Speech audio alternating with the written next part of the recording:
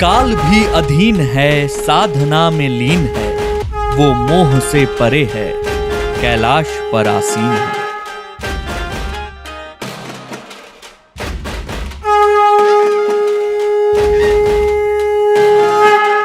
कैलाश मानसरोवर, बस सच्चे मन से नाम ले लीजिए, आपको एक आत्मिक शांति महसूस होने लगेगी।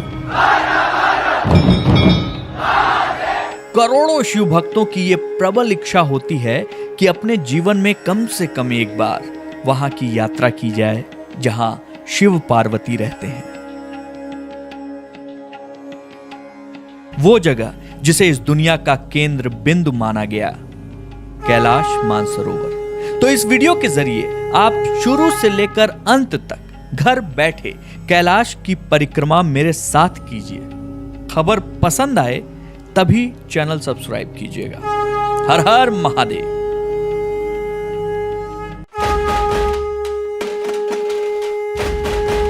मिल जाएंगे तो बस फिर तो सब कुछ बढ़िया हो जाएगा।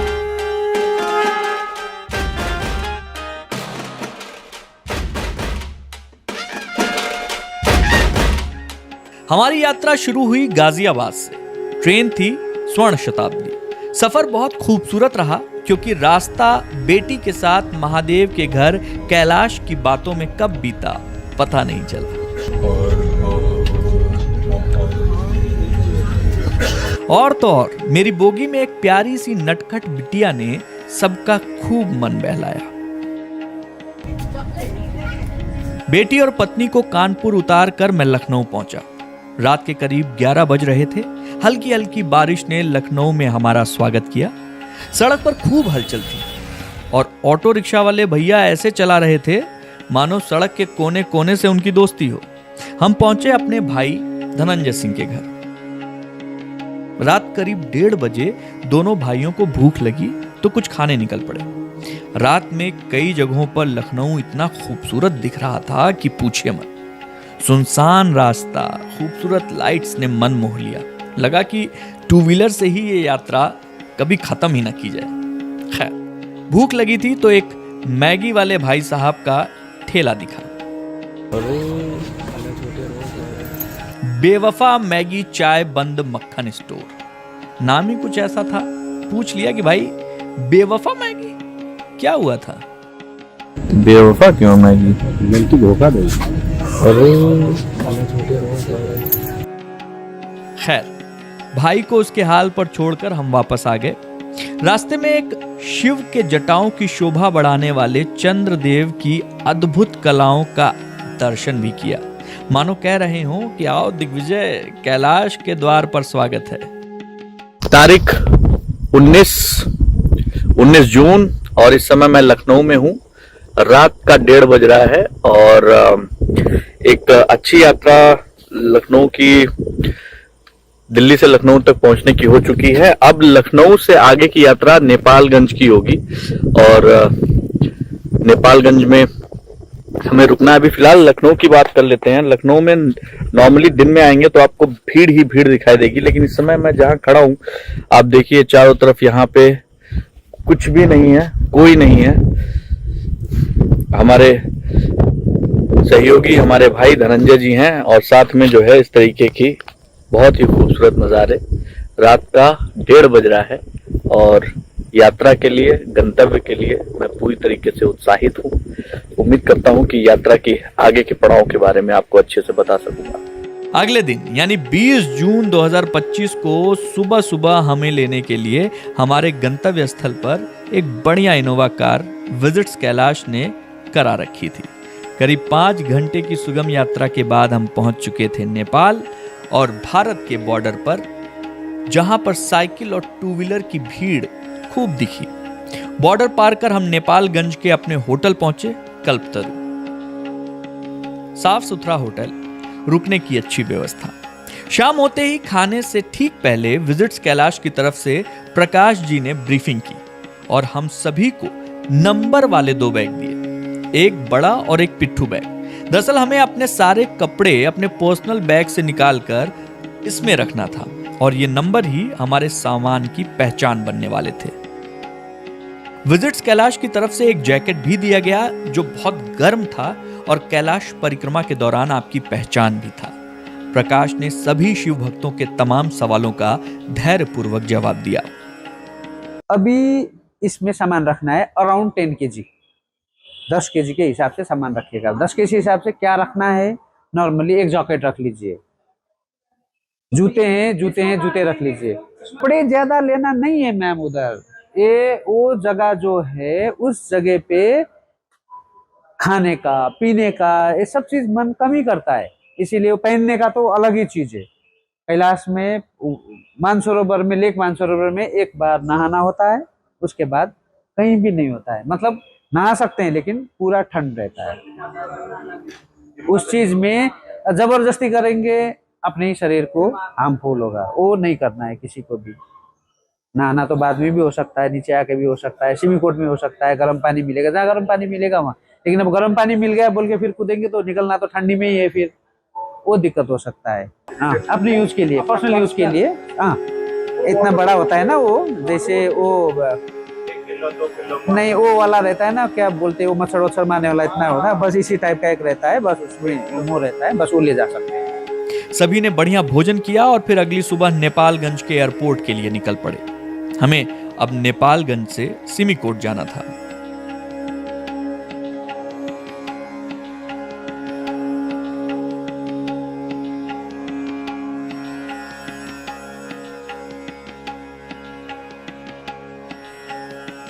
सुबह का 7:30 बज चुका है और नेपालगंज एयरपोर्ट की तरफ हम लोग रवाना है, होटल कल्पतरु से। ये जो आप देख रहे हैं नेपालगंज, 100 गाड़ियां आती हैं लगभग यहाँ पे। कसिनोज हर एक 5 स्टार होटल्स में, 4 स्टार होटल्स में मिल जाएंगे आपको। और साथ में यहाँ पे एक नेशनल पार्क भी है, उस पार्क के पास में भी लोग परिवार के साथ घूमने आते हैं। तो ये नेपालगंज है। नेपालगंज से हम लोग यहाँ से सीधे नेपालगंज एयरपोर्ट चल रहे हैं। एयरपोर्ट से फिर हम लोग वहां से उड़ान भरेंगे सिमिकोट के लिए। मोस्टली चार रास्ते हैं जिससे हम लोग कैलाश मानसरोवर पहुंचते हैं। उन 4 रास्तों में ये रास्ता जो नेपालगंज से होता हुआ जाता है सिमिकोट, सिमिकोट से हिल्सा, हिल्सा से तकलाकोट, कोरंग होता हुआ जो जाता है, वो रास्ता प्राइवेट जो भी ट्रेवल टूर एंड ट्रेवल्स वाले हैं, मोस्टली विजिट्स कैलाश ने ये रास्ता अपनाया है। और इस रास्ते पे आपको सबसे अच्छी बात है कि रुकने की व्यवस्थाएं बहुत अच्छी मिल जाएंगी। और ये पूरी यात्रा आपकी 10 दिनों में, अगर वेदर आपके साथ रहा तो 10 दिनों में कैलाश मानसरोवर की यात्रा पूरी हो जाती है। ये जितने भी लोग हैं सबके पास में विजिट्स कैलाश का ये देखिए ये बैग है, और ये बैग ही जो है आपकी पहचान कराता है कि आप अपने विजिट्स कैलाश के साथ में हैं। ये जितने भी इस टीम के लोग होंगे सबके पास में विजिट्स कैलाश का एक बैग होता है, जो बैग पे विजिट्स कैलाश लिखा हुआ है। तो यही आपकी पूरी यात्रा के दौरान, आपकी यात्रा के दौरान ये एक निशानी है, और इसी निशानी से आपको पहचाना जाएगा। क्योंकि जो कैलाश मानसरोवर की यात्रा के दौरान जो वहाँ पे पठारी एरिया है, वहाँ पे लोग अक्सर बिछड़ जाते हैं, ठीक वैसे जैसे वैष्णो देवी में या फिर कुंभ के मेले में बिछड़ जाते हैं। तो ये इकलौती ऐसी चीज़ रहेगी जिससे आपके गाइड आपको पहचान पाएँ, आपके साथ में आपकी टीम के लोग आपको पहचान पाएँ। ये एक अच्छी चीज़ है। और विजिट्स कैलाश ने सबको एक एक जैकेट, एक डफल बैग और एक पिट्ठू बैग ये दे रखा है, और इसी से आपकी पहचान बड़ी आसानी से हो जाएगी कि आप इस टीम का हिस्सा हैं। ये एंट्री पॉइंट, ये आपका नेपालगंज एयरपोर्ट। आगे बताते रहते हैं।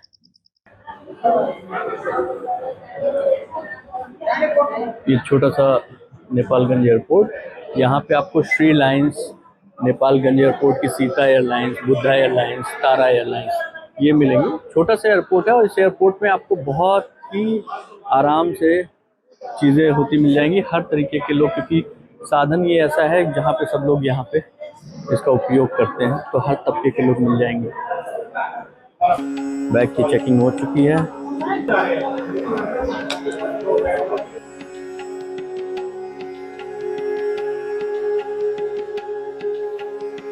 यहाँ एयरपोर्ट पे आप वीडियो बना सकते हैं इसलिए बना रहा हूँ। अगर किसी ने मना किया तो तुरंत बंद कर दूँगा। वैसे आपको ये दिखाना बहुत अच्छी बात है। सिमिकोट और डोल्पा के लिए या फिर काठमांडू के लिए ये सही रास्ते हैं।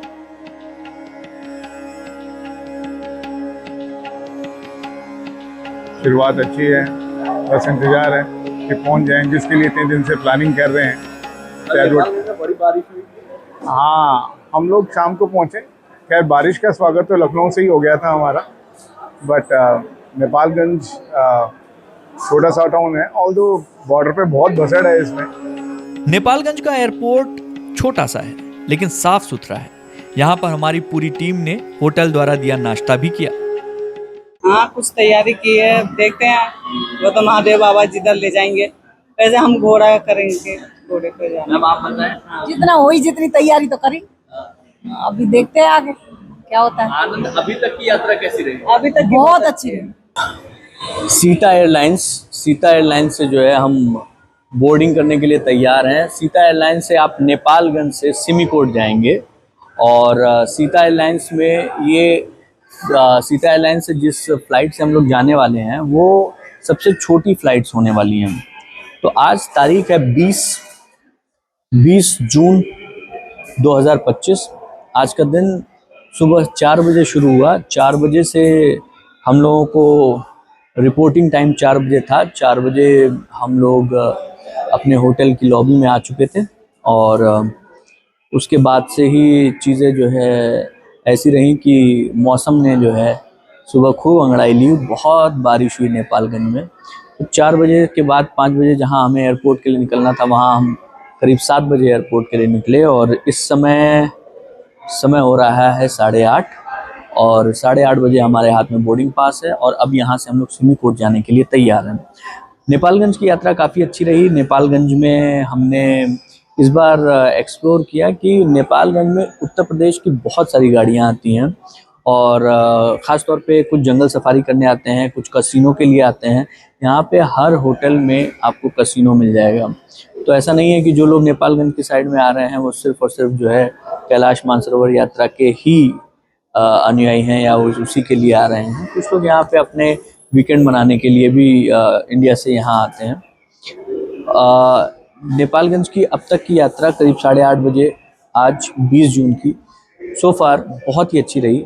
अच्छा नाश्ता मिला।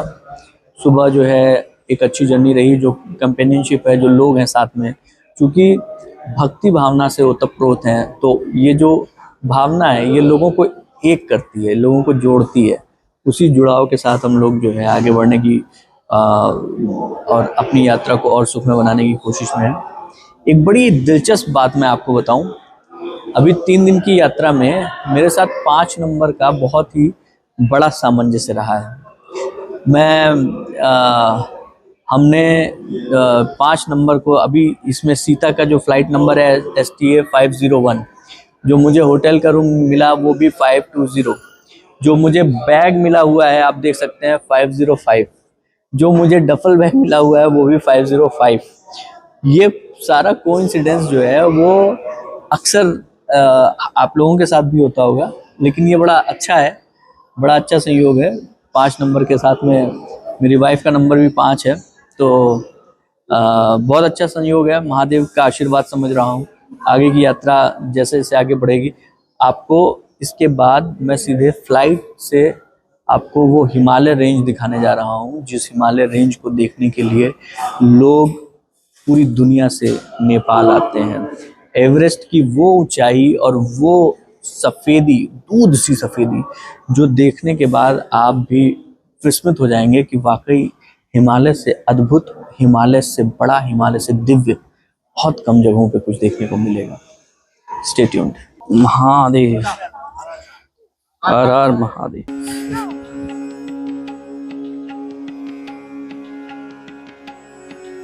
हम लोग, ये वाली एयरलाइंस छोटी छोटी होती हैं, करीब 8-10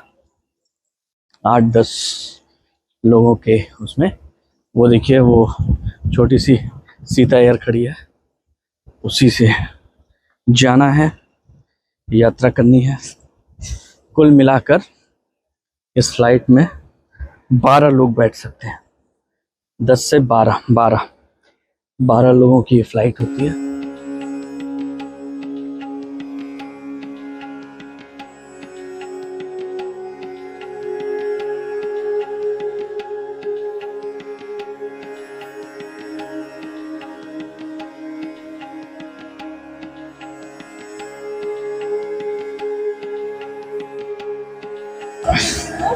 नमस्ते महादेव, गुड मॉर्निंग। खैर, थोड़ी देर इंतजार के बाद हम पहुंच चुके थे सीता एयरलाइंस की छोटी सी फ्लाइट में। सबसे आगे बैठा था, मेरे सामने पायलट थे। कॉकपिट और पायलट के इतने नजदीक आज तक मैं नहीं बैठा था। मन में उत्सुकता सबके होती है, लेकिन आप देख लीजिए कि छोटी फ्लाइट्स का कॉकपिट कैसा होता है। तो भैया है ना, ये तो और फिर हम उड़ चले सिमिकोट की ओर। बादलों की गोद में पहुंचते ही बहुत ही खूबसूरत एहसास था। हर हर महादेव।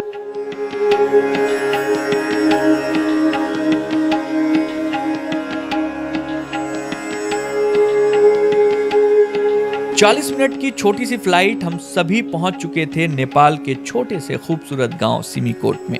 यहाँ पर हमारे गाइड मीमदाई ने हम सभी शिव भक्तों का जोरदार स्वागत किया। 11 लोग आए। What a wonderful flight. 11 लोग इधर आप देखिए, ये पूरा का पूरा ऊपर, अगर आप टॉप देख सकें, ये बर्फ पड़ी हुई है और बर्फ के साथ साथ ये पहाड़ियाँ, पूरा एरिया जो है वो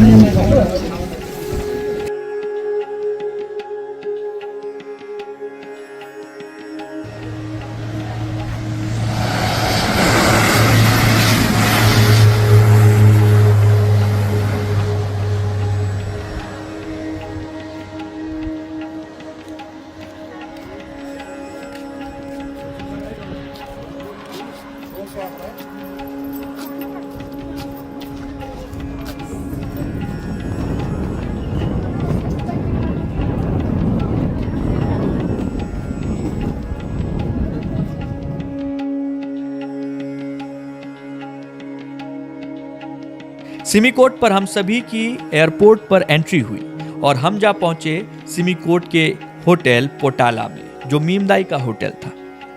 चाय आंच पर चढ़ाई जा चुकी थी। इसी दौरान हमारे साथ कैलाश दर्शन के लिए गए बड़े भाई भरत शर्मा जी ने नक्शे में कैलाश मानसरोवर का एक जायजा लिया और हम सबको इसके बारे में बताया, और फिर चाय ने हमारी थकान दूर करने का काम किया। यहाँ से निकलेंगे। ये जो दीवारें हैं ये मिट्टी की हैं, ठंडी। यहाँ से निकलेंगे और ये व्यू है आपका। कितने साल से आप यहाँ पे हैं माता जी? हाँ, कितने साल से? 50। हाँ, ये ऐसे ही है 50 साल से? हाँ, अच्छा। शादी की आपने? शादी नहीं? अच्छा, करते क्या है फिर यहाँ पे? छोरी 3। अच्छा, बेटा बेटी 3। अच्छा, ओके, हाँ, एउटा बेटा 2टा बेटी। हाँ। आपने?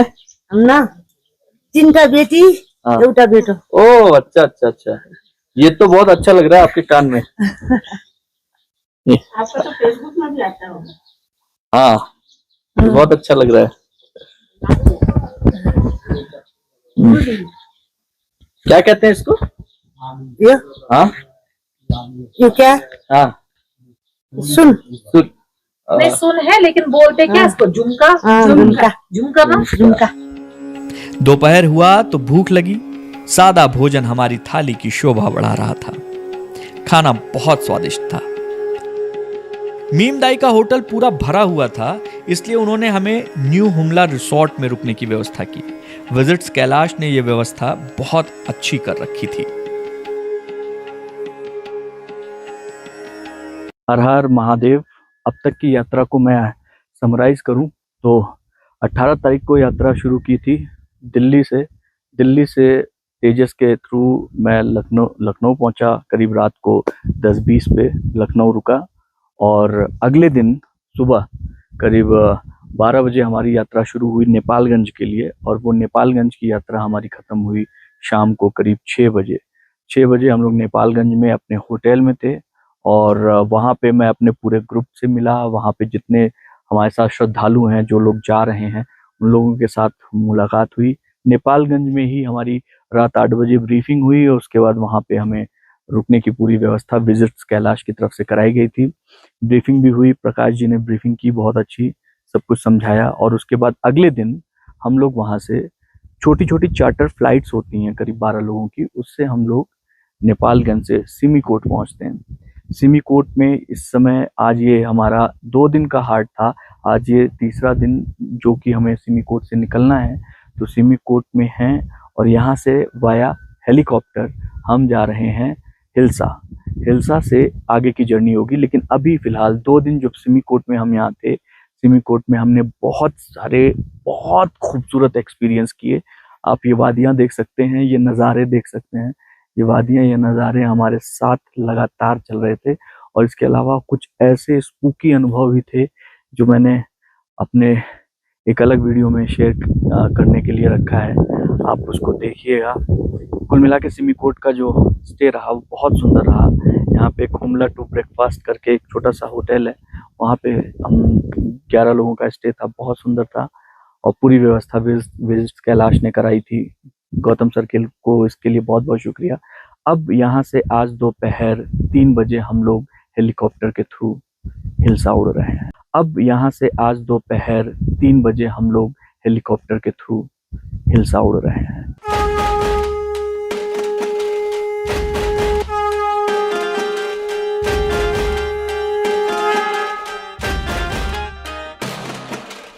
कैलाश यात्रा के दौरान सिमिकोट में हमें 2 दिन रुकना पड़ा।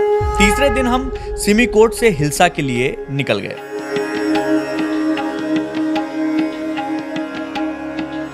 हिल्सा जाने के लिए हेलीकॉप्टर की व्यवस्था विजिट्स कैलाश की तरफ से की गई थी। एक बार में सिर्फ 4 शिव भक्त ही जा सकते थे। सिमिकोट से हिल्सा की दूरी हेलीकॉप्टर से सिर्फ 25 मिनट की है, लेकिन अगर सड़क के रास्ते आते हैं तो ये दूरी करीब 7 से 8 घंटे तक की हो जाती है। बैठने को तो स्टाइल से हेलीकॉप्टर पर बैठ तो गए, लेकिन दिल धक धक कर रहा था। पहाड़ों के बीच से हेलीकॉप्टर अपनी रफ्तार पर था। हेलीकॉप्टर की कंपनी का नाम था प्रभु।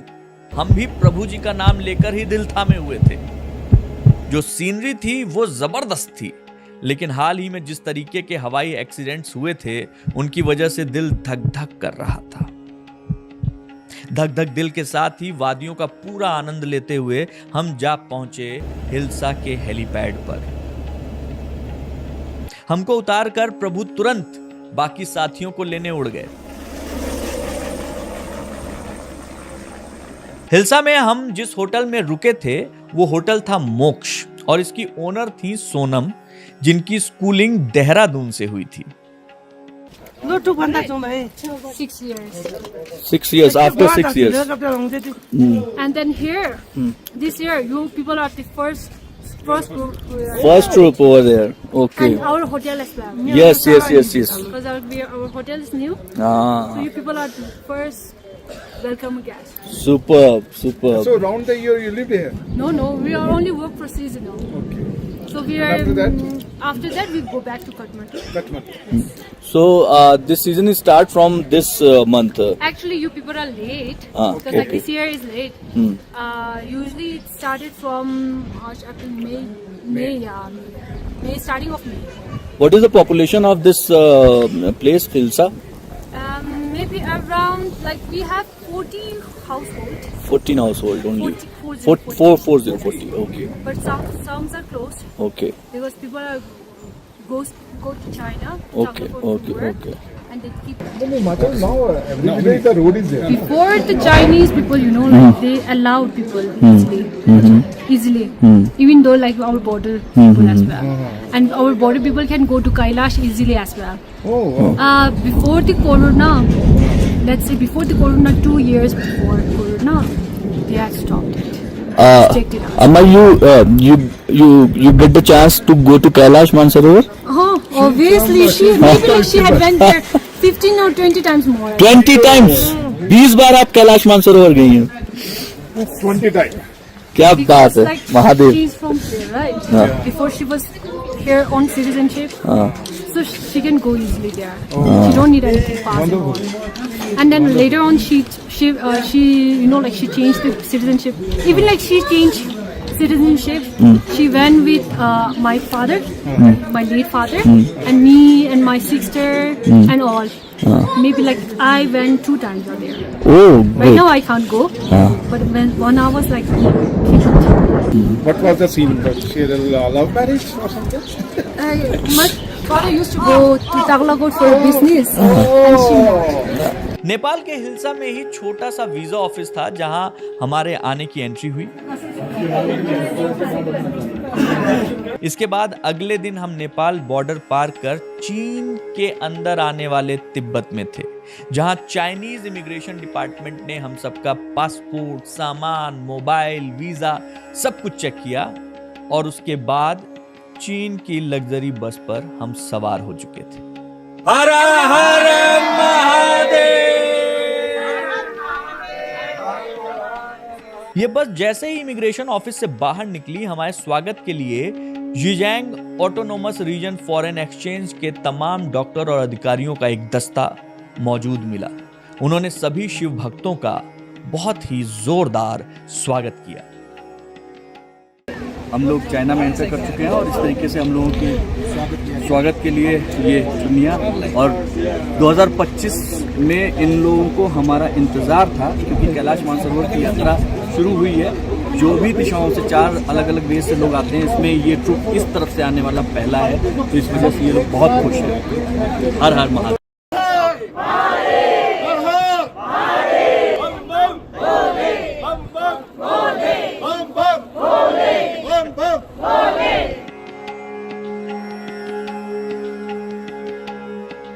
इस स्वागत के बाद हमारी बस निकल चुकी अपने अगले डेस्टिनेशन तकलाकोट, जिसे अब पुरंग भी कहा जाता है, वहां के लिए।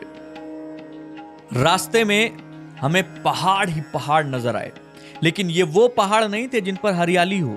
ये पहाड़ बिल्कुल खाली थे। खूबसूरती जैसे जैसे बढ़ रही थी, ठंड भी बढ़ती जा रही थी। रास्ते में हमें आबादी नहीं दिखी। तकलाकोट में हमें हमारे जैसे लोग दिखने शुरू हुए। यहां हमने सिर्फ 10 मिनट का समय बिताया और सीधे मानसरोवर झील की तरफ प्रस्थान कर गए। जैसे जैसे हम ऊंचाई की तरफ जा रहे थे, कभी ना भूल पाने वाले अविस्मरणीय दृश्यों को देखकर मन प्रसन्न हो रहा था।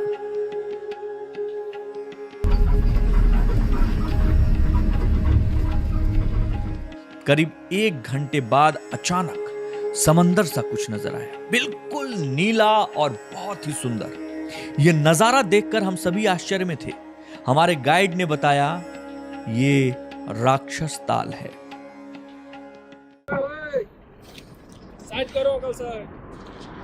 ये तकलाकोट के बाद चलकर कैलाश मानसरोवर यात्रा में जो सबसे पहले हमारे लेफ्ट साइड में एक लेक आई है, ये राक्षस ताल है। इस राक्षस ताल के बीच में एक आइलैंड है। सुनने में आता है कि कहावत है कि उसी आइलैंड के ऊपर बैठ के जो दशरथ रावण जो था उसने तपस्या करी थी, भगवान शिव की आराधना करी थी और वहां पर अपने शीश काट काट के चढ़ाए थे, और उसी कारण से इसको राक्षस ताल के नाम से जाना जाता है। इसमें किसी भी तरह के जीव जंतुओं का नहीं पाया जाता, और इसके इस तरफ डायरेक्शन में जहां अभी बादल हैं छाए हुए, कैलाश की पोजीशन वहां पर है। कैलाश जो महादेव जी का घर है। गाइड ने कहा कि मौसम साफ मिलेगा तो आपको कैलाश के दर्शन भी रास्ते में ही हो जाएंगे। सबकी नजर खिड़की पर टिक गई। शायद कैलाश का प्रथम दर्शन यहीं से हो जाए। खैर, हमें दिखा तो ये दूर दूर तक जमीन पर फैला नीला आसमान सा राक्षस ताल। दुनिया में इतना सुंदर भी कुछ हो सकता है, इसकी कल्पना नहीं की थी।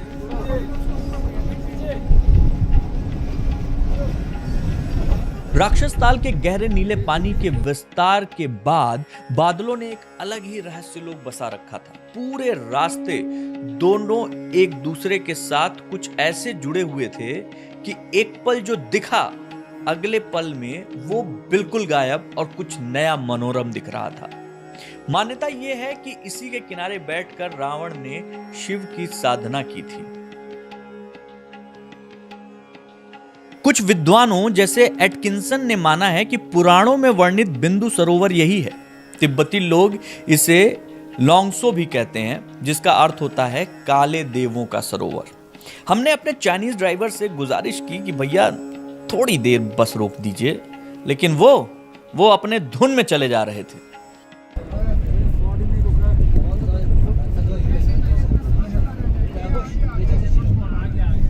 फिर कुछ शिव भक्तों ने बहाना बनाया कि लघुशंका जाना है, रोक दीजिए प्लीज।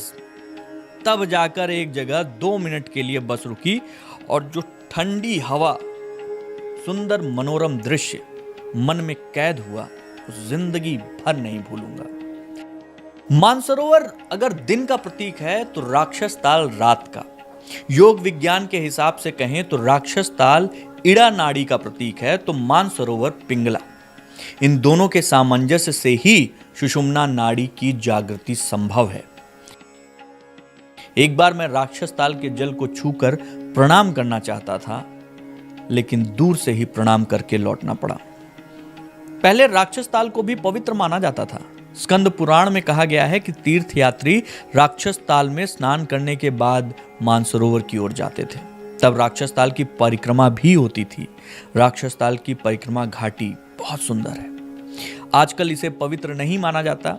राक्षस ताल के बारे में एक धारणा है कि इसमें जलीय जंतु नहीं है, लेकिन यह गलत है।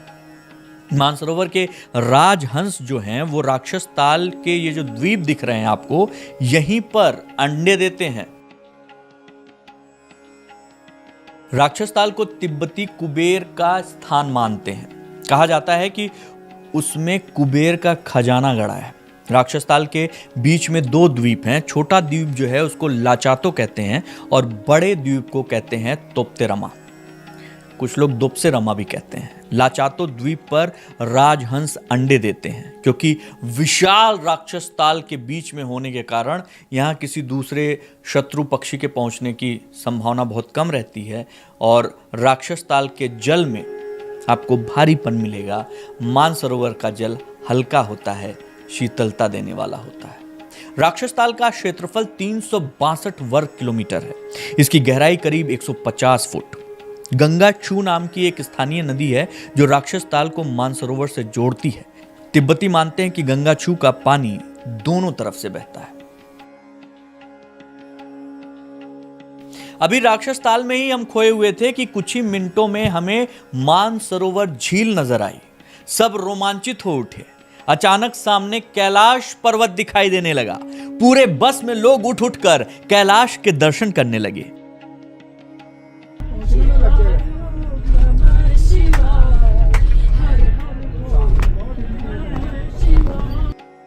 कैलाश और मानसरोवर के अद्भुत दर्शन करके आंखें नम हो गई। ये पहला मौका था जब कैलाश मानसरोवर का दर्शन हम सभी शिव भक्तों को मिल रहा था। मन कर रहा था कि बस एक बार बस रोक दो भाई, और अचानक बस रुक गई। जी हां, पेट्रोल पंप पर बस रुकी तो सभी ने आराम से कैलाश के प्रथम दर्शन किए और फिर बस से हम मानसरोवर झील की परिक्रमा करने लगे। राक्षस ताल का सौंदर्य चंचल था, हर क्षण बदलने वाला। मानसरोवर का सौंदर्य गहरा जल, शक्ति से ओतप्रोत, शांत, ऐसा लगा मानो साधना में लीन हो। मानसरोवर का जन्म ब्रह्मा के मानस से हुआ, इसीलिए उसे मानसरोवर कहते हैं। दोनों ही दर्शन अद्भुत रहे।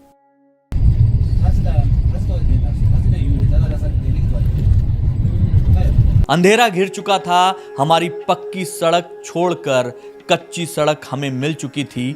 एक जगह रास्ता भटक गए, लेकिन साथ चल रही एम्बुलेंस ने सही रास्ता दिखा दिया। रास्ता हम लोग भटक गए हैं।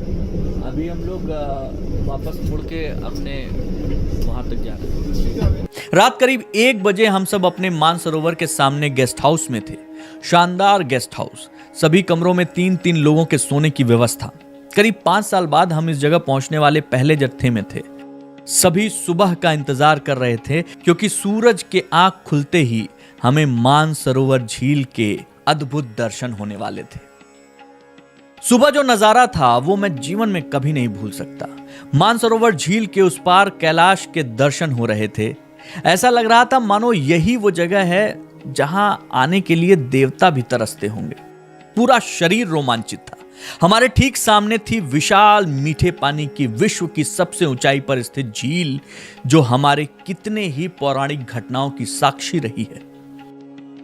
वाकई यहां सिद्ध आत्माएं आती होंगी, देवता आते होंगे, स्नान करके जाते होंगे।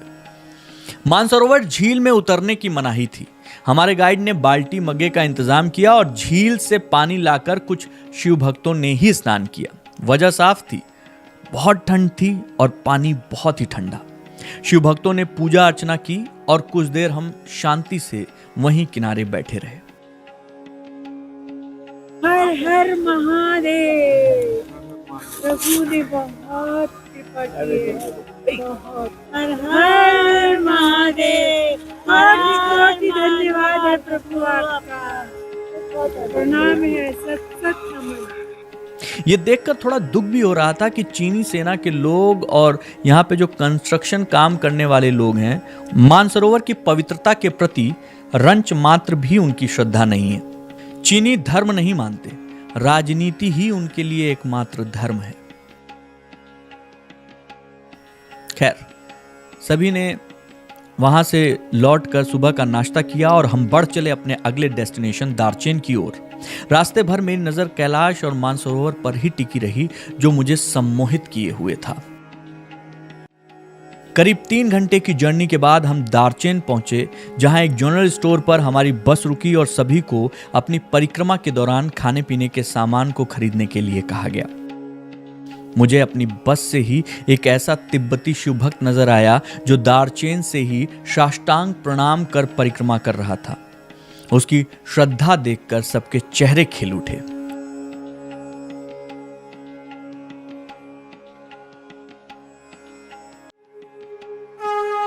करीब 20 मिनट की यात्रा के बाद हम पहुंच चुके थे कैलाश की परिक्रमा जहां से शुरू होती है, वहां यमद्वार। हम लोग यात्रा के लिए पहला चक्कर लगाने के लिए तैयार हैं। अभी हम लोग यमद्वार की तरफ जा रहे हैं। यमद्वार के आगे हमें करीब 12 किलोमीटर आज पैदल चलना था। करीब 20 मिनट की यात्रा के बाद हम पहुंच चुके थे कैलाश की परिक्रमा जहां से शुरू होती है, वहां यमद्वार। हम लोग यात्रा के लिए पहला चक्कर लगाने के लिए तैयार हैं। अभी हम लोग यमद्वार की तरफ जा रहे हैं। यमद्वार के आगे हमें करीब 12 किलोमीटर आज पैदल चलना था। ये यात्रा हम पूरी करेंगे अपने अगले एपिसोड में। हर हर महादेव।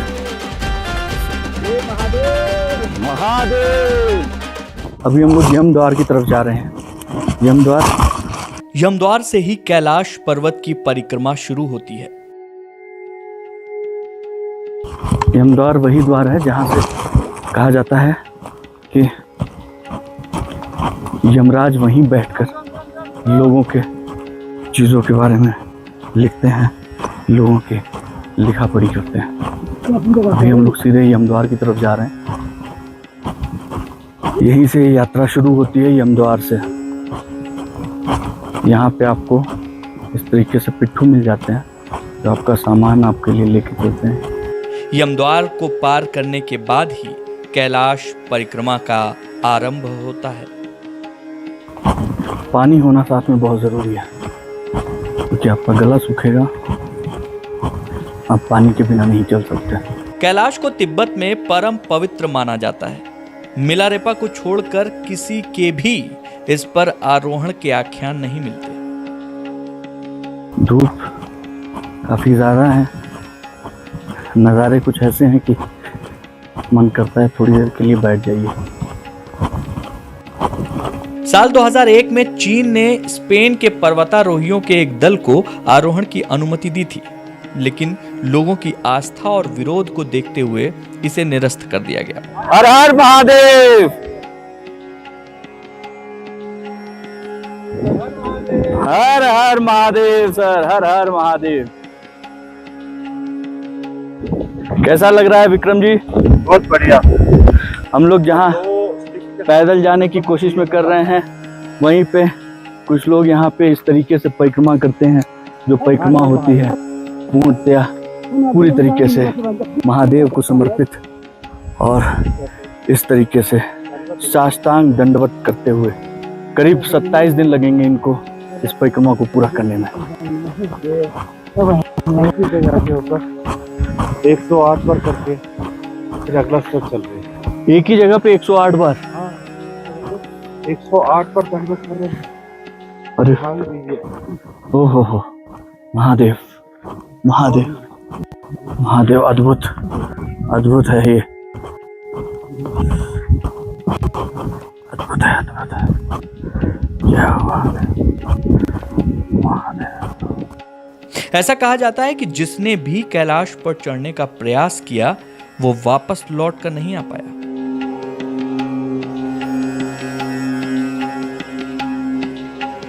अच्छा, इसके अंदर गुफाएं बहुत हैं? इन पहाड़ों के अंदर जो है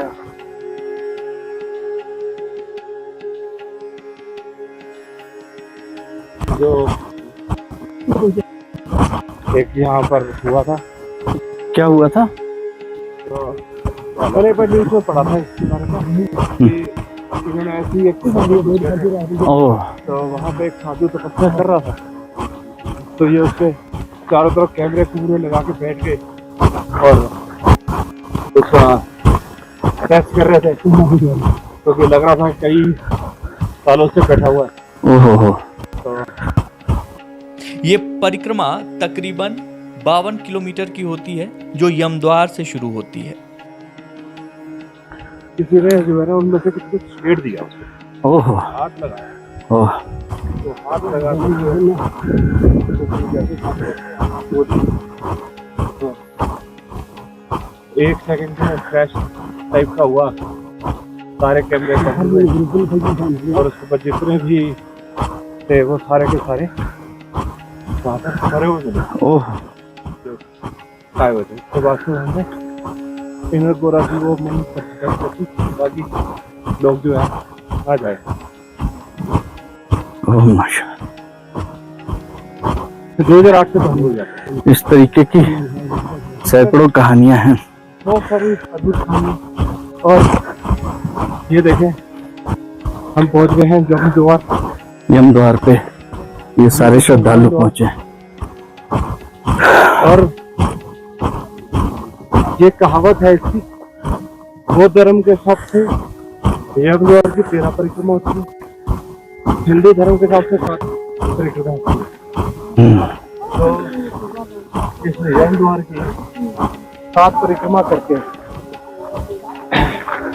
इसमें प्रवेश करके बाहर जाता है, तो यमपुरी उसको नहीं जाना पड़ता, तो शिवपुरी में दर्शन होते हैं। क्या बात, क्या बात। हर हर महादेव, हर हर महादेव। हमारी ज्ञानी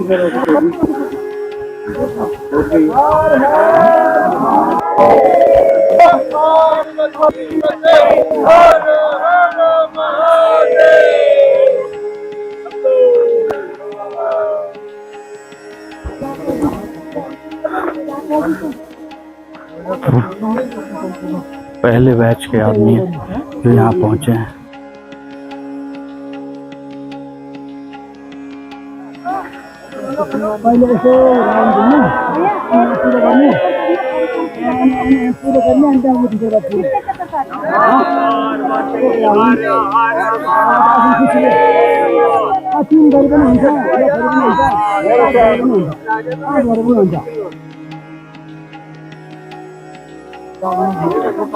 हाँ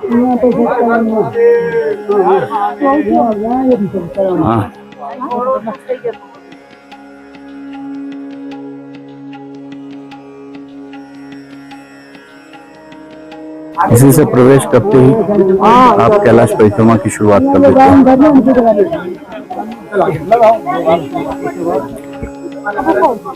और इसकी बहुत मान्यता है।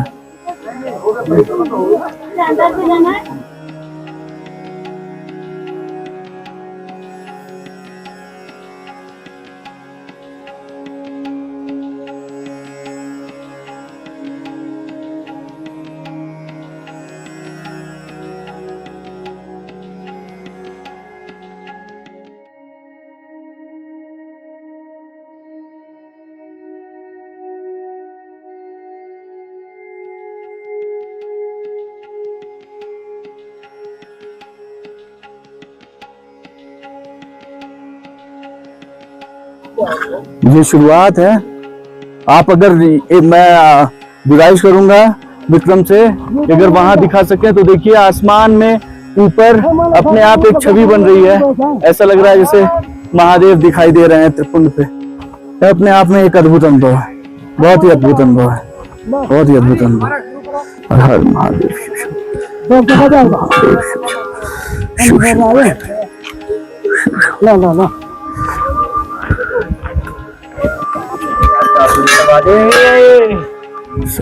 महादेव महादेव।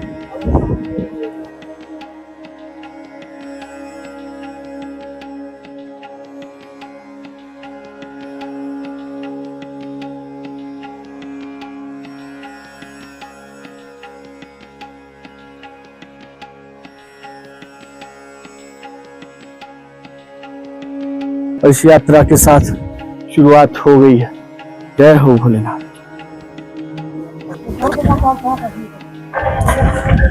चलो चलो चलो हर हर महादेव। चलिए चलिए चलिए परिक्रमा करके आइए।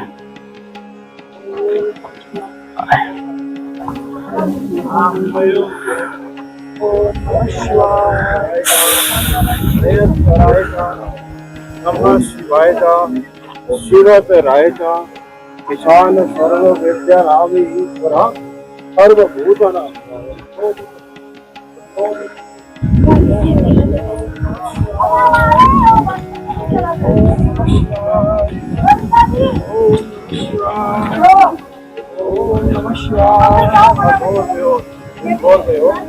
गौर गौर धर्म हो सर्व हो कर्षण भयो नमस्ते राम जी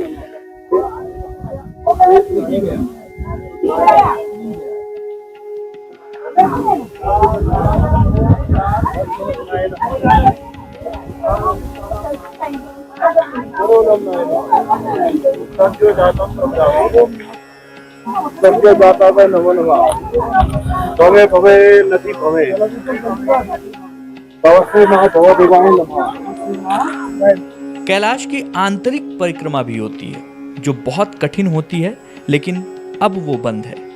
आंतरिक परिक्रमा करीब 34 किलोमीटर की होती है। गहरी खाइयां, बर्फ, कोई बसाहट नहीं।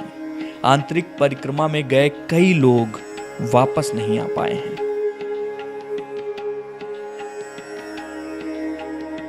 वो देखिए महादेव बैठे हुए।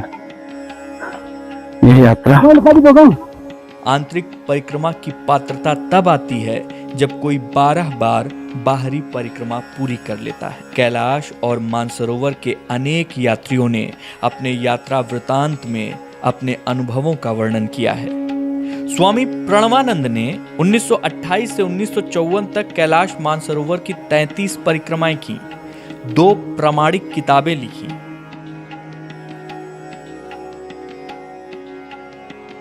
तकरीबन 12 किलोमीटर की यात्रा करनी है। आज पहला दिन है और हमारे साथ हमारे गाइड हैं, हमारे लामा जी, जो हमारे साथ सामान लेके चल रहे हैं। और यात्रीगणों में बहुत सारे यात्री हैं जो पूजा अर्चना का सारा सामान लेके आए। जो चीज मैं आपको दिखा रहा हूँ वो चीज शायद ही आपको लोग दिखाते होंगे। ये पूरा 12 किलोमीटर हम लोग कवर करने जा रहे हैं। ये पूरा 12 किलोमीटर आप मेरे साथ महादेव को निहारते हुए चलिए, और जीवन में क्या हो सकता है आप इनको निहारते हुए चलिए। आप जहाँ हैं, दुनिया के जिस कोने में हैं, हिंदुस्तान के जिस कोने में हैं, ये परिक्रमा आप मेरे साथ कीजिए। इससे अद्भुत और कुछ नहीं हो सकता। वो ऊपर महादेव बैठे हुए हैं और सारे के सारे पहाड़ निर्जन निचाट, इससे बड़ी विडंबना क्या हो सकती है मेरे दोस्त। सारे के सारे पहाड़ निचाट हैं, कहीं कोई एक जगह भी कहीं आपके पास में कोई बर्फ का निशान नहीं, बस महादेव का वो घर जिसके ऊपर बर्फ की एक पूरी चादर बिछी हुई है। अद्भुत है ये, अद्भुत अद्भुत।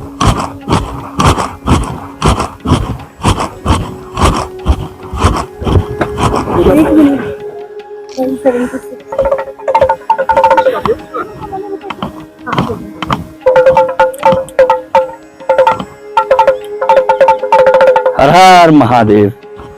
उन्होंने लिखा कि मुझे कैलाश का औरा महसूस हो रहा है।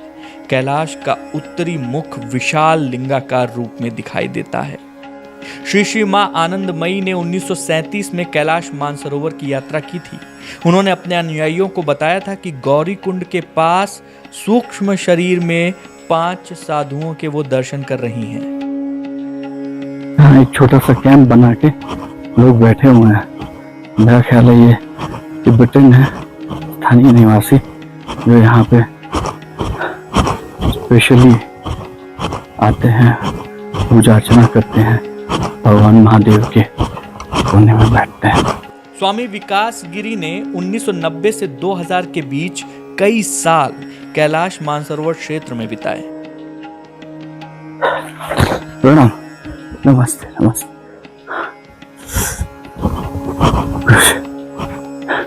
रास्ते पे लोग बैठे हुए हैं, पूजा अर्चना कर रहे हैं, महादेव का आशीर्वाद चाह रहे हैं, और साथ में उन्होंने अपनी किताब सुमेरु पर्वत में कैलाश क्षेत्र में किसी गुप्त स्थान पर सिद्ध आश्रम का वर्णन किया है, जिसके अंदर केवल वही व्यक्ति जा सकता है जिसके पास पात्रता हो। हे भोलेनाथ, बहुत बहुत शुक्रिया, आप यहाँ तक हमको बुला लिया है। उम्मीद नहीं थी। जिस तरीके से इमिग्रेशन होता है, इमिग्रेशन में मुझे किनारे कर दिया गया था, किनारे कर दिया गया था। कैसे कैसे करके आया हूँ, ये सब इन्हीं की कृपा है। हर हर महादेव। ये यात्रा 12 किलोमीटर की है। इस यात्रा को सब लोग नहीं करते हैं। वहीं पर हमारा हेल्थ चेक भी हुआ। उस हेल्थ चेक में हमें बाकायदा जिनका ऑक्सीमीटर लेवल ठीक था, उन्हीं को आगे भेजा गया। महादेव शिव शंभो, महादेव शिव शंभो। अपात्र के उस स्थान तक पहुंचने पर उसकी मृत्यु निश्चित है। उन्होंने सिद्ध आश्रम के बाहर भयानक पहरेदारों और बिखरे हुए शवों का वर्णन किया है। महादेव की महिमा अपरंपार है, आप उसका अंदाजा नहीं लगा सकते। ब्रह्मा को सृष्टि का रचयिता कहा गया है, विष्णु को पालक, और महेश जो यहाँ बैठे हुए हैं रुद्र, उन्हें शंकर भी कहा गया है और रुद्र भी कहा गया है, संहारक कहा जाता है। ब्रह्मा, विष्णु और महेश देव योनि हैं, इनके अपने अपने परिवार हैं। और शिव जो हैं वो अखंड हैं, अभेद्य हैं, अछेद्य हैं, निराकार हैं और निर्गुण हैं। वो अपरिभाषीय हैं, उन्हें इंद्रियों से ज्ञात और वाणी से वर्णित नहीं किया जा सकता मेरे दोस्तों, नहीं किया जा सकता। पूरी सृष्टि जिससे अभिभूत हुई है, जिससे उद्भूत होती है, जिसके कारण पोषित होती है और अंत में जिसमें विलीन होती है, वही ब्रह्मा, वही शिव, वही विष्णु, वही है, वही है, वही है। आपको एक चीज बताता हूँ, शिव जो है वो नाद स्वरूप हैं। कैसे हैं? नाद स्वरूप। उन्हें महानादा कहा गया है, जिसका अर्थ होता है गंभीर शब्द या अनाहत नाद करने वाला। ये नाद वेदों के ओम की उच्चारण की तरह है। गहन समाधि जब आपकी कभी लगेगी तो आप इसको अनुभव कर पाएंगे। ब्रह्मांड की ये मूल ध्वनि है। सारा ब्रह्मांड इसी नाद का उद्घोष कर रहा है।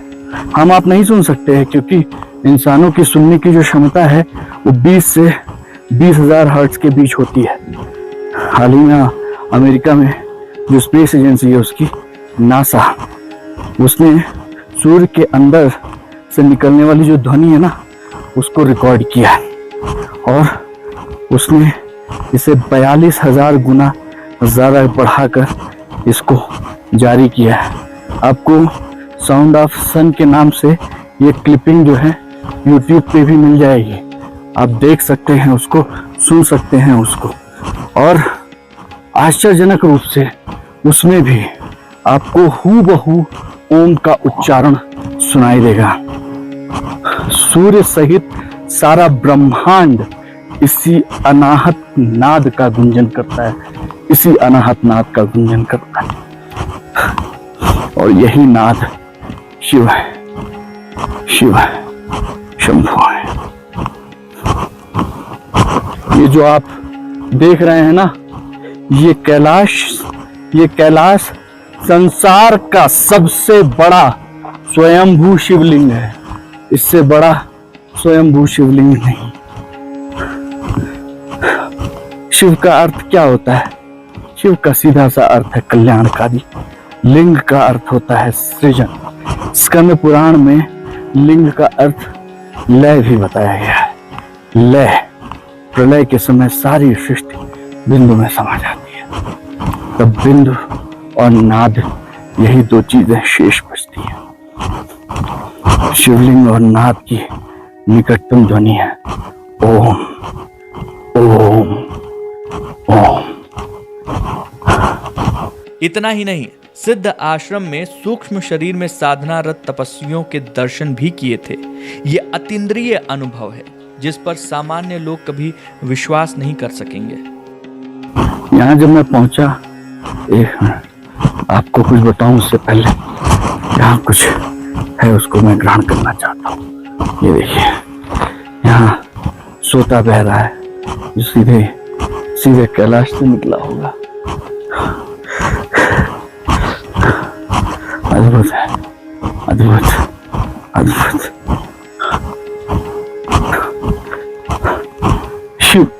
शिव जी को दो चीज बहुत प्रिय है। क्या? एक तो विष जो गले में धारण कर रखा है, दूसरा नाग। दोनों ही मृत्यु का प्रतीक है, इसीलिए वो महामृत्युंजय, इसीलिए वो महाकालेश्वर है, मृत्यु पर विजय के प्रतीक है। देखिए, इसका अर्थ ये नहीं है जिसका जन्म हुआ उसकी मृत्यु नहीं होगी, जिसका जन्म हुआ उसकी मृत्यु होगी, लेकिन इसका अर्थ यह है कि शिव मृत्यु का भय समाप्त कर देते हैं। अज्ञान ही भय का सबसे बड़ा कारण है, और हर चीज जो हमें भयभीत करती है उससे दूर जाना है, उसके पार जाना है, तो शिव के करीब आना होगा।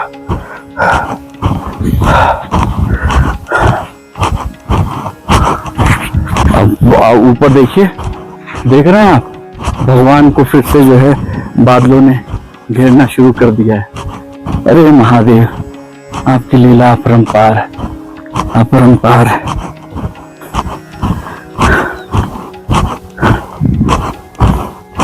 आपको पता है, शिव जी के जटा से गंगा जी जो हैं, जो कैलाश से गिरने की नदियों की आवाजें आती हैं, वो नदियां जो है ना, वो पूरे विश्व के 1/4 जनसंख्या का भरण पोषण करती हैं। जो 4 नदियां कैलाश से निकलती हैं, इन 4 नदियों की वजह से पूरे संसार का 1/4 भाग जीवन जी रहा है। आपको मैं कैलाश का दक्षिणी वो दिखाऊंगा तो आपको अंदाजा होगा। अगर आप देख सकें तो इस समय यहाँ पे एक स्वरूप दिख रहा है, महादेव का एक स्वरूप दिख रहा है।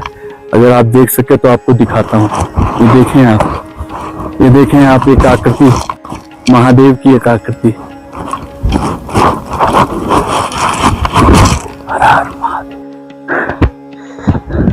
जब आप अकेले इस तरीके की कोई यात्रा करते हैं तो कई बार आपको बहुत कुछ संभालना पड़ता है, खासतौर पे अपने आप को। मैंने अपने जीवन में इतनी अद्भुत यात्रा नहीं की है और शायद आगे नहीं करूंगा। महादेव अगर आपको पीछे दिख रहे हो, आपको पता है हर कदम पर परीक्षा होती है आपकी, आप कैसे आगे बढ़ेंगे। सबसे पहले इमिग्रेशन पे, वहीं आपको हमारे साथ जितने लोग आए थे उसमें से एक हिल्सा में पहुंचकर वीजा कैंसिल हो गया। इमिग्रेशन में आपको रोक लिया जाता है। यहाँ जब आप यमद्वार से आते हैं तो आपको मना कर दिया जाता है कि आप नहीं कर सकते हैं। लेकिन अगर प्रभु की इच्छा है, महादेव चाहते हैं, तभी आप परिक्रमा कर पाते हैं। मुझे नहीं लगता कि कोई 12 किलोमीटर की पूरी परिक्रमा आपको दिखाता हो, लेकिन आज मेरे साथ कर लीजिए। हर हर महादेव, जय भोलेनाथ।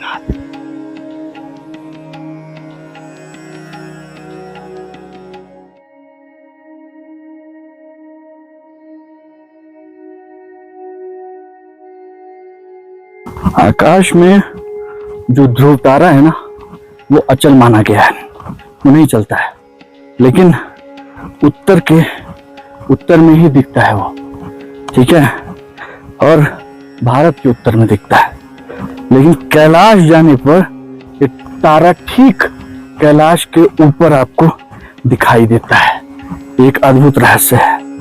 कैलाश और ध्रुव तारा दोनों ही अचलता और स्थिरता का प्रतीक है। शिव को स्थिविरो ध्रुवा अर्थात अति प्राचीन एवं अत्यंत स्थिर भी कहा गया। ओम नमः शिवाय, ओम नमः शिवाय, ओम नमः शिवाय।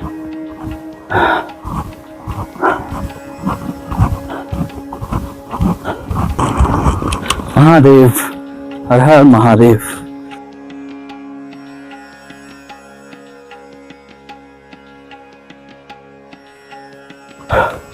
जैसे जैसे हम आगे बढ़ते जा रहे हैं, कैलाश के उस भाग की तरफ पहुंच रहे हैं जहां से कैलाश दिखना बंद हो जाएगा, है ना।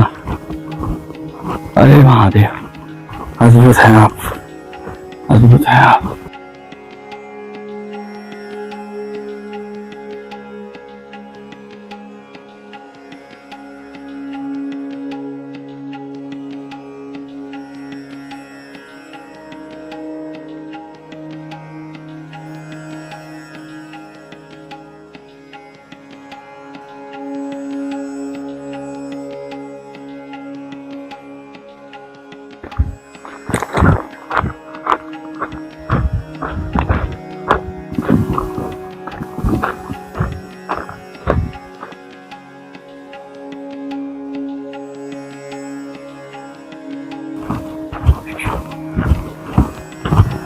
ऐसा लग रहा है जैसे शिव जी हम लोगों को निहार। मुझे एक ध्वनि सुनाई दे रही है, मैं रुक रहा हूं तो ध्वनि भी रुक जा रही है।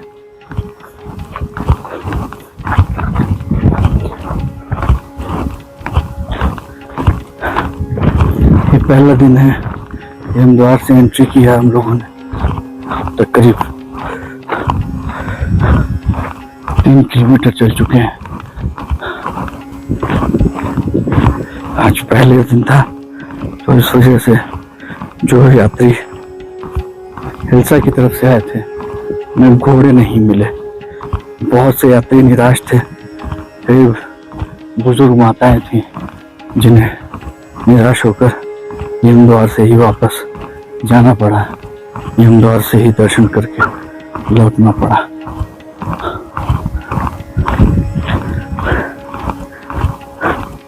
ये पूरी यात्रा विजिट्स कैलाश ने बहुत अच्छे से अरेंज की।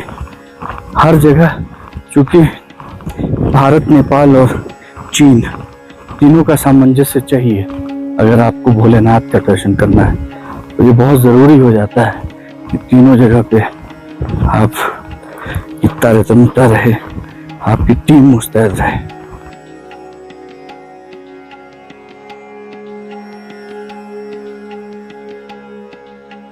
लामा के साथ कदम से कदम मिलाना थोड़ा कठिन है, क्योंकि वो जिस स्पीड से चल ले रहे हैं, वो भी सामान लेकर,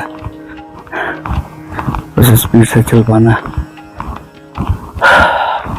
बहुत मुश्किल है।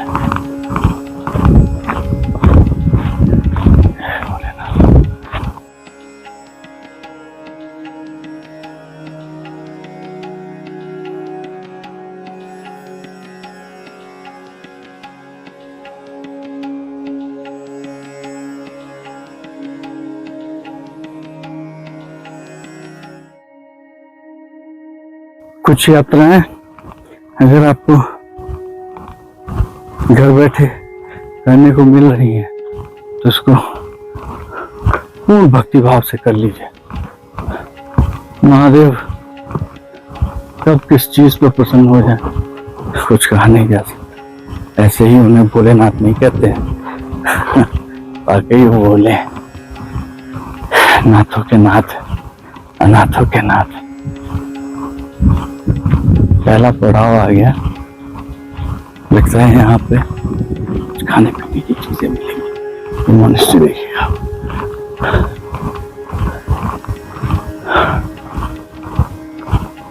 जो यहाँ पे रुकता होगा सुबह दोपहर शाम रात महादेव का दर्शन करता होगा, है ना। ये रहे बर्फ में छिपे महादेव और ये रही मोनेस्ट्री। कमाल है।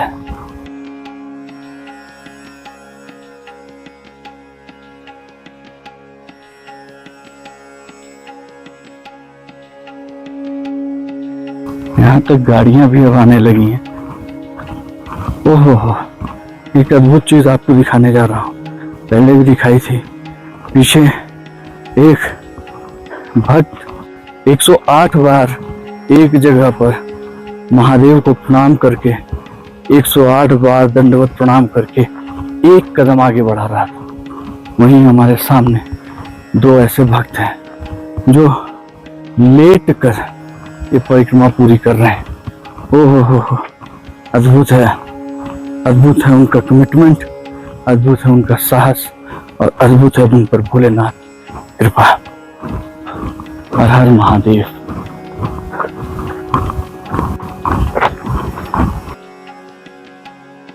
ओह, अंधेरा हो गया, रंग बदल दिया, रंग बदल दिया महादेव।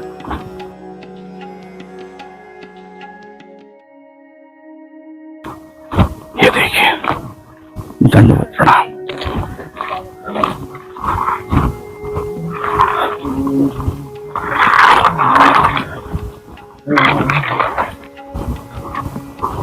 ऐसे ही परिक्रमा करें।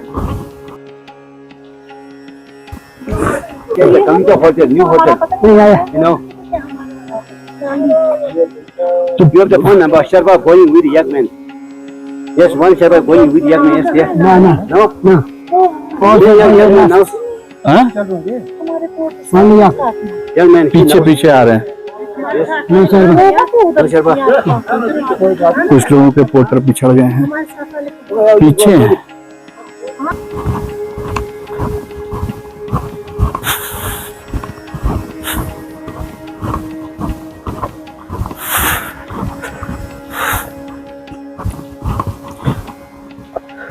हम जहाँ जा रहे हैं उस अगले स्थान का नाम है डेरा पुक। करीब 16,660 फीट की ऊंचाई पर है। 16,000 की ऊंचाई पर है तो इसमें कैंप में कैलाश के उत्तरी पार्श्व का भव्य भव्य दर्शन होते हैं। आपको वो दर्शन कराएंगे हम। कैलाश के ठीक सामने बैठकर आपको वो दर्शन कराएंगे। आप बस बने रहिए। अभी सिर्फ 4 किलोमीटर ही हुआ है।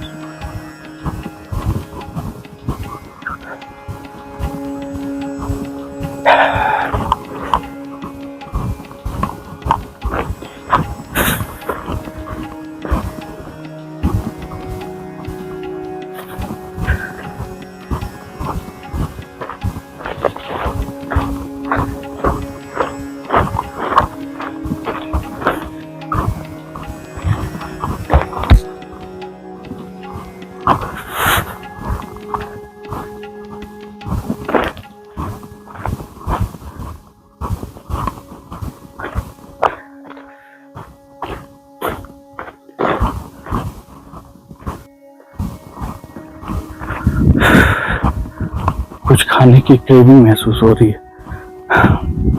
अभी आगे रुकेंगे कहीं तो बैग में संतरा रखा है, खा लेंगे। ओ महादेव, अब तो छुपते हुए कितने सुंदर दिख रहे हैं। देखिए ना ऊपर, अगर आप देख पाए तो वही है। अद्भुत है यात्रा। आप जितनी श्रद्धा भाव से आप इस यात्रा को करेंगे, आपको उतना ज्यादा आनंद आएगा। टेम्परेचर इस समय बिल्कुल भी ऐसा नहीं है कि आपको जला देने वाली ठंड पड़ रही हो। मौसम भी साफ है और बारिश भी अभी नहीं है। सब महादेव की कृपा है, क्योंकि कहा जाता है जब यहाँ पे मौसम बदलता है तो कब इतनी जोर की बारिश हो जाए। तो आप रास्ता देख रहे हैं, इस रास्ते में नदी की तरह पानी बहना शुरू हो जाता है। आपके जूते, आपके कपड़े सब गीले हो जाते हैं। और इस यात्रा के दौरान आपके पास सिर्फ एक पिट्ठू बैग होता है जिसमें आपके कपड़े होते हैं। जो कपड़े हैं बस वही उतने कपड़े लेकर आप चलते हैं, वही उतने कपड़े लेकर आप आगे बढ़ते हैं। तो आपको कुछ दिक्कत हो सकती है अगर बारिश हुई तो, नहीं तो फिर सब सही है। सब कृपा है, सब कृपा है। ओम महादेव, ओम महादेव।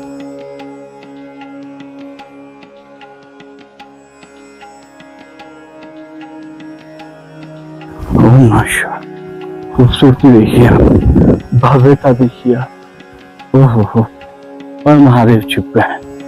अब महादेव वहां से निकलेंगे, कब निकलेंगे यही तो देखना है। हर महादेव।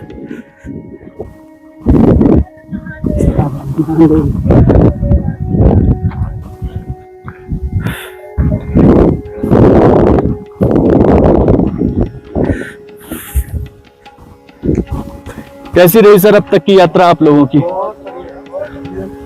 महादेव की कृपा से, हाँ महादेव की कृपा से हाँ, चल रहे हैं। आज दर्शन भी बहुत अच्छे हुए। Never thought in our life, हाँ, and further I could never expect such a success. ओहो, धन्य हो गए, हमारी जिंदगी धन्य होगी, हाँ, धन्य होगी।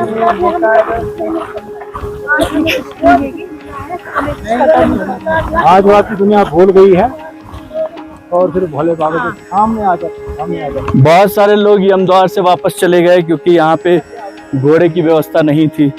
वो महादेव की कृपा है, उनको भी महादेव अपनी कृपा बनाए रखे। स्वास्थ्य ठीक नहीं होगा तो अब वो भी सब भक्तों पर मजबूर है बेचारे। अपनी कृपा चलो जैसे हमें बनाए रखे। भोले बाबा बड़ी हिम्मत दे रहे हैं, चल रहे हैं आपके साथ साथ, चल रहे हैं। कितना सुंदर है चारों तरफ का ये दृश्य। स्वर्ग मानो, अब ये तुलना नहीं करने, मानो स्वर्ग है यहाँ पे। तो क्या है, क्या ये पहाड़, क्या ये हरियाली, हमें कभी नहीं मिलती। और जो लोगों को बताया जाता है कि ऑक्सीजन की कमी कुछ नहीं, नथिंग, कुछ भी नहीं हो रहा कि कोई ऑक्सीजन की कमी है कुछ। आप खुद भी चल रहे हैं, हम भी चल रहे हैं। तो मैंने कहा हमारे पास आज कोई शब्द नहीं है, हमने बताया उनसे, उनका धन्यवाद रहो ना। आज हमारा जीवन जो सफल हो गया, धन्य है। सबको हाथ जोड़ के बोलते हैं जिनका स्वास्थ्य आ जाएं, दर्शन करें, अपने जिंदगी का सबसे सफल यात्रा वो कर लें, क्या बात, अपनी जिंदगी में सबसे बड़ा पुण्य पाएं। क्या बात है, अद्भुत। तो कहाँ से आए हैं आप सर? मैं जम्मू कश्मीर, बेसिकली मेरा रिमोट एरिया है किश्तवाड़। अच्छा, एक फैमिली है, मेरी सिस्टर कजिन सिस्टर है, अरे वाह, उसका घर वाला मेरी मिसेस है। अरे वाह, तो हम निकले हैं भोले बाबा के नाम पे, क्या बात है, निकल रहे हैं। अद्भुत। तो लेकिन आज जो दर्शन हमें हो रहे हैं, टाइम टू टाइम जो हम दर्शन हो रहे हैं, कभी जिंदगी में ऐसे गए हैं, बड़ी जगह गए हैं हम, दर्शन वहाँ भी हुए हैं, लेकिन जो आज की कुछ स्पेशल जैसे एनर्जी आ रही है, ऑटोमेटिक एनर्जी आ रही है, वाइब्रेशन आप महसूस कर रहे हैं? हाँ, रोंगटे खड़े करने वाली एनर्जी है। मैं सबको कि हमारे भारतवासी हैं, भारत से बाहर हैं, हिंदू धर्म को मानने वाले, सनातन को मानने वाले हैं, वो जरूर ये यात्रा करें। क्या बात, वो जरूर ये यात्रा करें और अपने जीवन को सफल करें। बस इसके आगे और क्या कहूँ मैं। चलो भोले बाबा की हर हर महादेव। देश पे इसकी कृपा बनी रहे महादेव की, सुख शांति हर एक को दे दे, हमारे देश में शांति दे दे और हमारे हर बंदे को दे दे। जय यही हम मांग रहे हैं। जय सर्वे भवन्तु सुखिनः, सर्वे सन्तु निरामया, सर्वे भद्राणि पश्यन्तु मा कश्चित् दुर्भाग् भवेत्। हर हर महादेव।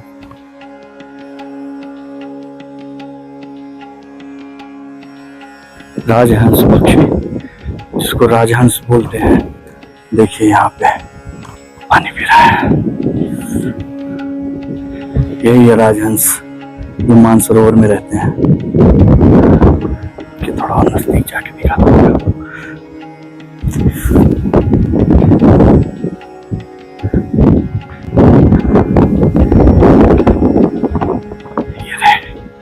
ओहो, तैर रहे हैं, तैर रहे हैं। अद्भुत है, अद्भुत है, क्या बात है। महादेव।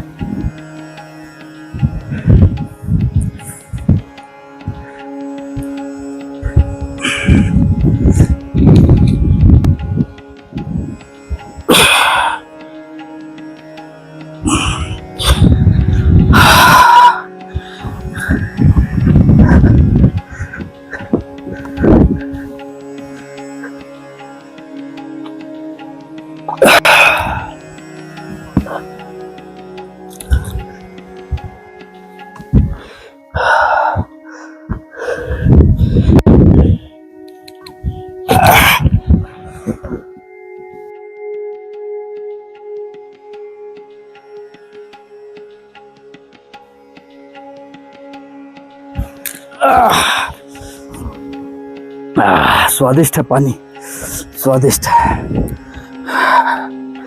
स्वादिष्ट पानी। ओम नमः शिवाय। ये कैलाश से ही निकला हुआ जल है, सोता है, बहुत पतली धारा निकलती है और कब जाके ये गंगा बन जाती है, कब रौद्र रूप धारण करती है। अद्भुत है ये देखना। ओम नमः शिवाय, ओम नमः शिवाय, ओम नमः शिवाय।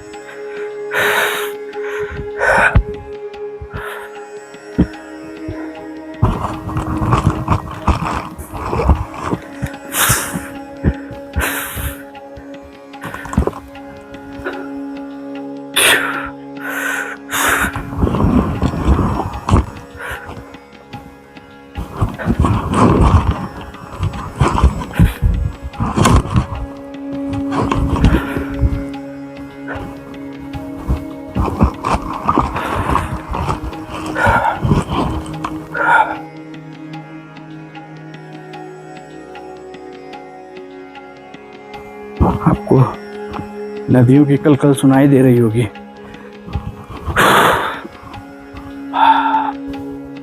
हमें ये पूरा पहाड़ जो आपको दिखाई दे रहा है, इसके उस पार जाना है। ओहो, महादेव, महादेव, महादेव। यहाँ की मैग्नेटिक किरणें, यहाँ पे जो रेज हैं उसकी वजह से कैमरा भी थोड़ा फ्लिकर कर रहा है।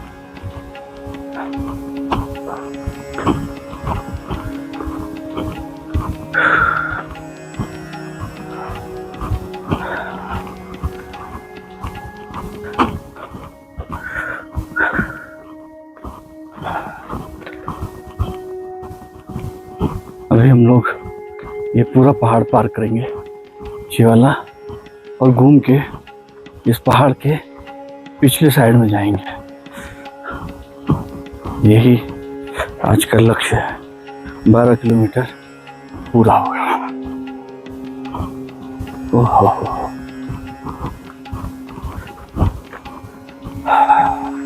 कैमरे को थोड़ा आराम दे देता हूँ।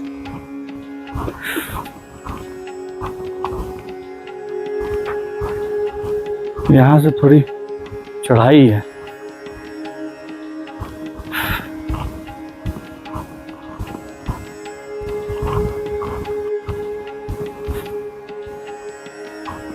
आपको नदी भी पार करनी होगी, थोड़ी चढ़ाई भी है।